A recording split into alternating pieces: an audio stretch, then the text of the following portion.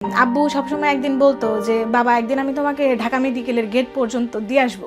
তখন থেকে অ্যাকচুয়ালি আমার মনে হয়েছে যে অ্যাকচুয়ালি আমার বাবা মার জন্য আমার কিছু করতে হবে, ভালো একটা পজিশনে যাইতে হবে। আমার মা বলতো সবসময় যে বাবা তুমি মানবিক ডাক্তার হবে।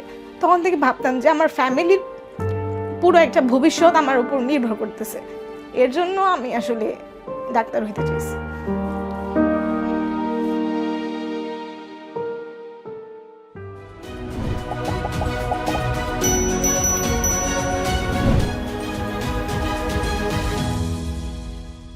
আসসালামু আলাইকুম, আমি সুমিতা আক্তার সুইটি। এই বছর মেডিকেল 25-26 সেশনের ভর্তি পরীক্ষায় জাতীয় মেধায় 15তম স্থান অধিকার করে ঢাকা মেডিকেলের অধ্যয়নের সুযোগ পেয়েছি।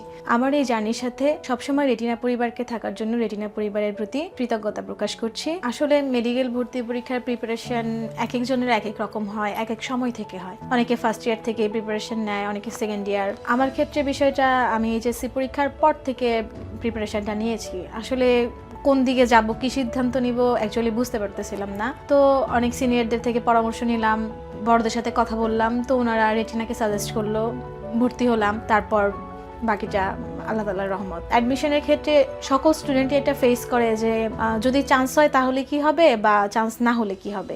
কিন্তু আমার ফ্যামিলির ক্ষেত্রে আমার মা সবসময় বলতো যে বাবা তুমি অবশ্যই চেষ্টা করতেছো, ভালো কিছুই হবে, তুমি চিন্তা করো না, তুমি শেষ পর্যন্ত লেগে থাকো।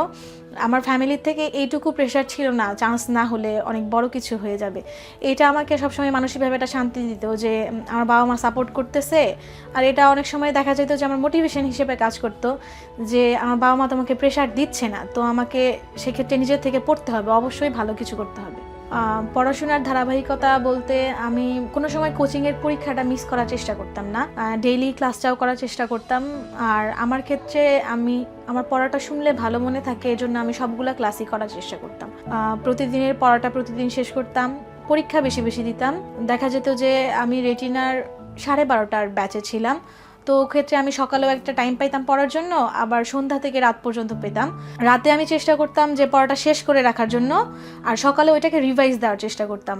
আর সবসময় প্রতিদিনের ভুলগুলো আমি আমার ভুলের খাতায় লিখে রাখতাম, যাতে পরবর্তীতে সেই ভুলগুলো আমার কখনো না হয়। অ্যাডমিশন জার্নিতে হতাশা অ্যাকচুয়ালি সবারই হয়, আমারও হয়েছে। এক্ষেত্রে দেখা যাইতো যে কোনো সময় পড়া কম হয়ে যাইতো বা একদিনের কিছু পড়া জমে গেছে, তখন হতাশ লাগতো যে পরের দিন এটা কীভাবে শেষ করব।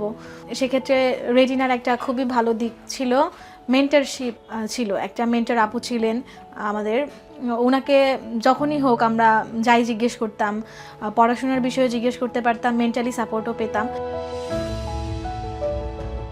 রেজাল্টের সময় আসলে অনেক নার্ভাস ছিলাম। আমি অ্যাকচুয়ালি তখন নামাজটা মাত্র শেষ করে জায়নামাজেই বসে আছি, দেখি একজন টেক্সট দিয়েছে গ্রুপে যে রেজাল্ট পাবলিশ হয়েছে। পরে আমি রেজাল্টে যখন লগ ইন করে দেখলাম, প্রথমেই দেখলাম যে ঢাকা মেডিকেল কলেজ, তারপর পজিশন দেখি 15। আমার তো বিশ্বাস হয় নাই, আমি জুম করে দেখতেছি আমার নামে কিনা, আমি কিনা, এটা বারবার দেখতেছিলাম। আব্বু আম্মু দুইজনেই বাসায় ছিলেন। আম্মু তখন নামাজ পড়তেছিলেন।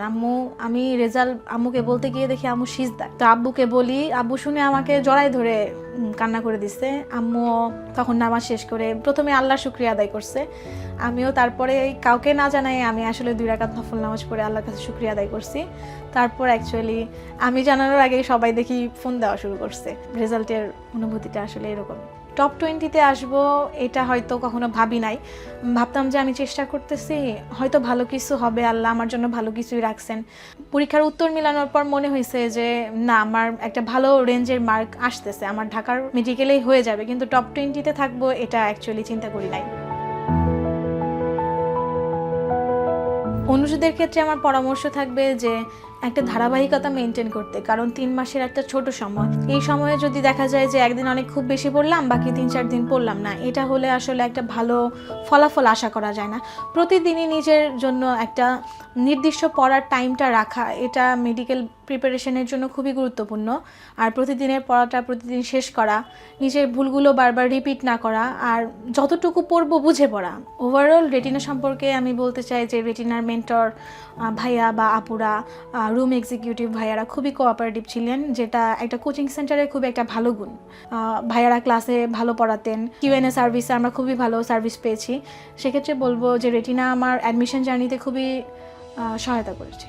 আমার ভবিষ্যৎ পরিকল্পনা বলতে আমি একজন মানবিক ডাক্তার হতে চাই, কারণ এর পেছনে অ্যাকচুয়ালি একটা গল্প আছে। আমি ঢাকার উত্তরার একটা প্রাইভেট মেডিকেলে জন্মগ্রহণ করি। সেখানে আমার জন্মের সময় 2006 সাল, সেক্ষেত্রে একটা প্রাইভেট মেডিকেলের খরচ বহন করা আমার পরিবারের পক্ষে একটু কষ্টসাধ্যই ছিল। কিন্তু আমার আম্মুর সার্জারি যিনি করেন, ডাক্তার পারুল, আমি ওনার প্রতি এখনও কৃতজ্ঞতা জানাবো। কিন্তু উনি আমার ফ্যামিলির এই যে খরচটা এমন একটা রেঞ্জে এনে দিয়েছিলেন যেটা আমার পরিবারের পক্ষে বহনযোগ্য ছিল। তখনই আমার আম্মু বলতো যে তুমি উনার মতো একজন মানবিক ডাক্তার হবা। তো আমিও এটা চাই যে যাদের অ্যাকচুয়ালি সাহায্যের দরকার, আমি যদি ভবিষ্যতে কোনো ভালো ডাক্তার হতে পারি, আমি অবশ্যই আমার পক্ষ থেকে এইটুকু চেষ্টা করব যে সাহায্য দরকার এমন মানুষদের অবশ্যই সাহায্য করার। আর আমার আম্মুর একটা স্বপ্ন যে আমার এলাকায় অন্তত কোনো ক্লিনিকে বসে আমি সপ্তাহে একদিন ফ্রিতে রোগী দেখব। ইনশাল্লাহ আমি এটাও চেষ্টা করব।